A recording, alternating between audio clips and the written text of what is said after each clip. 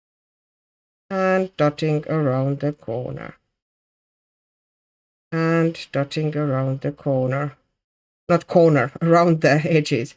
And I will also put a bit of a dot in the middle of the snowflakes, if there's space for it, or that circle, and kind of emphasize if there's like little dots at the ends of it. I'm going to emphasize them just to give them a bit of an extra edge. And here I'm also going to make a tiny snowflake and dots around it. Tiny snowflake and dots around it. And if it's too small for a snowflake, just put dots around it. And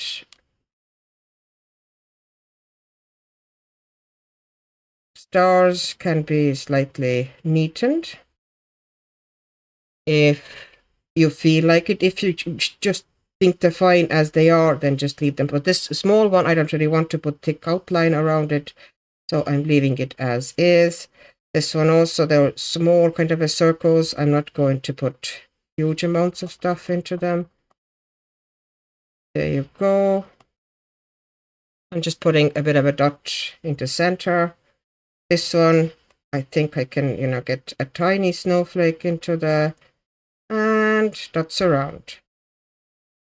And here too, well, this one we should actually kind of throw a bigger snowflake in there, so okay.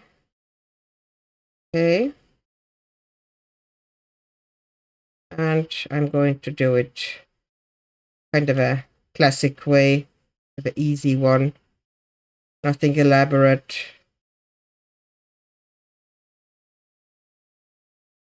Nothing fancy. And then I am going to kind of finish off that circle with putting tiny dots around it. They don't have to be super even or anything. You can see yourself. I'm just, dotting them in fairly randomly. Okay, and here on this snowflake, just to give it a bit of extra edge or kind of neaten it up a bit, I am going to put some, make the dots at the ends white, and I also gave the circle here in the middle a bit white, and that woke it up pretty nicely. Here in the crown, I am going to add tiny bits of white here and there. I am adding them with a method of kind of barely touching. You see? Just very small details. I'm not going over the lines because if I'm not trying to cover all the lines, then if I went over there, it would just look out of place. So I'm just adding kind of tiny bits of white just inside the line or maybe on the line occasionally. But it really adds to the crown. Like this, this lighter area, I put extra tiny accents of white like this. And the more kind of haphazard and less uniform they are, the better in this instance.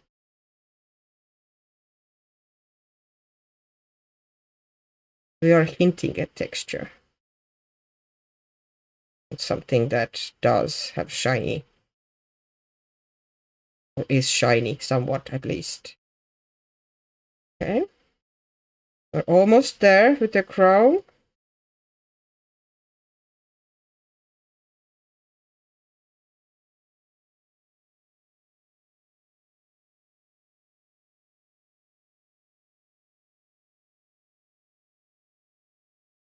But I don't really, like, I could, for example, put tiny bit of white onto the nose and tap it off, to just give a bit of an extra highlight there, like this.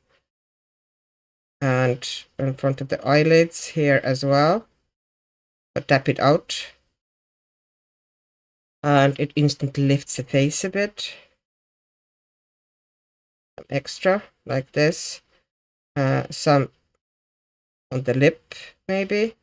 And also kind of tap it out slightly so it wouldn't be overly strong. But, there's something there. And I would also possibly, I'm getting it back a bit, since I have the white in my hand, I might, oops, I actually forgot. I can see now that I missed one of the things. See, a good idea to kind of keep going. There was an extra little, whatever these snowflake. I think they're supposed to be snowflake, but to me they don't really look like snowflakes. I'm going to do this around it as a, that kind of saves it a bit. And then you can take the white marker, and you already did some dotting around the edges with that aqua marker, the Langua one. And I'm just adding a couple of white dots here and there as well, and it really will lift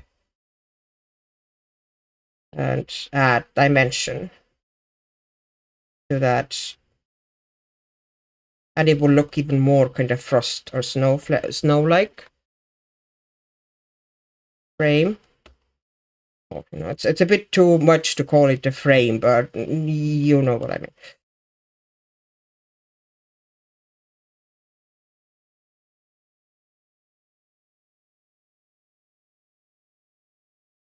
And here now I'm going to put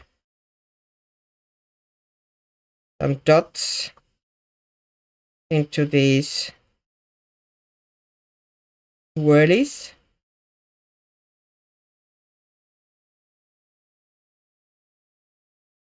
Some bigger, some smaller. Don't keep them in uniform sizes. If you decide to do them, that's the thing. You don't have to do that at all. I just, kind of think that it will look cuter. There's a bit extra going on there.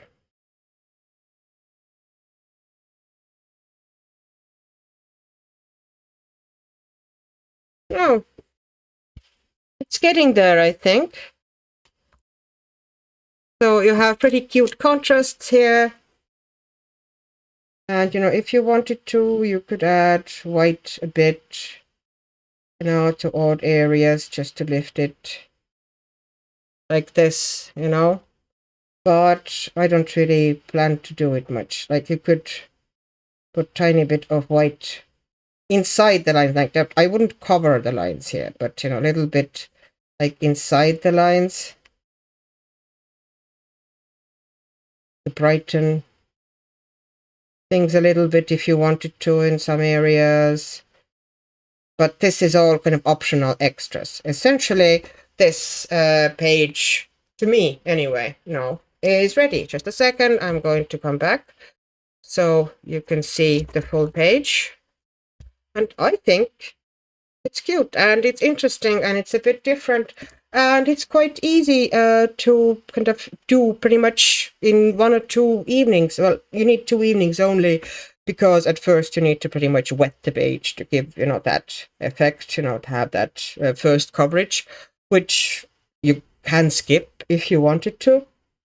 But I like the effect, so I wouldn't. And also, you can see yourself, there's absolutely nothing going through anywhere. So there was a lot of water here, a lot of watercolor and whatnot, and there's not a single speck of a pencil on that page. Please note that for me is almost unheard of. I always tend to go in and, do some extra with pencils, and I can't say that I'm not tempted, but I am slapping my fingers in this instance and telling myself, nope, you are not doing it. You are keeping it as it is, as a nice relaxer page. And I actually think it does look nice. So hopefully you like it as well. And maybe some of you want to give try to something like that. It doesn't need to be exactly that page. Pretty much, any portrait or any kind of a smallish portrait can be done that style. I decided to add a couple of little dots and possibly a star or so onto her cheek as well. Maybe build a star here. And then like this, just to make her a bit more magical and snowy and glistening possibly. And maybe a couple of them on the eyelid. Definitely more on the lip. This is now just the random gel pen. Oh, it's the one STA that Maria sent me. It's actually very nice. And maybe that's not. I didn't really like those ones there. But the rest of them, yeah, I'm going to leave them here. So I think that looks pretty cute. And maybe some couple of little dots there underneath the eyebrow to kind of emphasize the height of the eyebrow there. And maybe a couple here. Just for the funsies. Okay, and that should be it. Thank you very much for watching. I hope you had a good time. I hope you found something useful here. I hope that maybe you can use some of these ideas on your pages, if not necessarily on the same page.